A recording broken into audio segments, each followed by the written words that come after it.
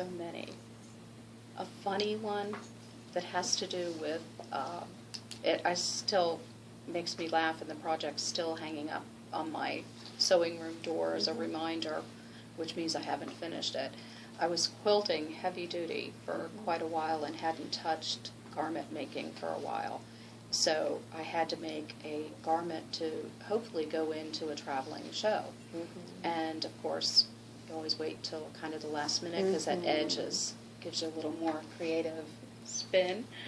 It was going too smooth, so I said, gosh, the only thing that could mess this up is if I made two left sleeves.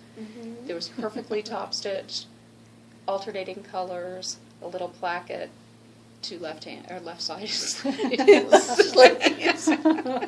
So I said, oh, maybe I need to go back and revisit my garment making mixed in with the quilting so I don't lose that edge, which clearly I did. And it wasn't batik, so it was batik. It was batik. So it was basically double-sided.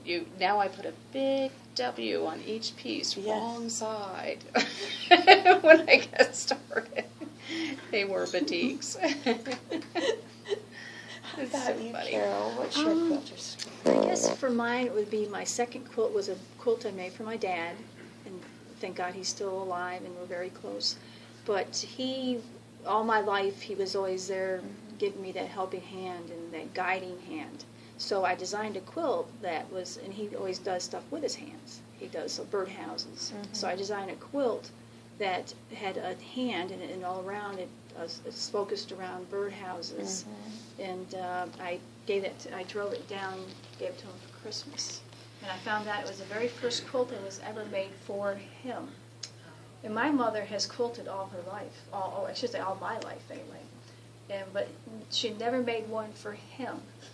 So I thought that was the best thing I could do for him was do something special, because he's always given all his life. There's 5 of us, and so he's always been given his entire life. Even to this day, if I called him up, whatever I needed, he'd be there. So I put a special label and everything on it, and I even call every time, and he'll be like, I'm snuggling under your quilt. So I know it's used and appreciated.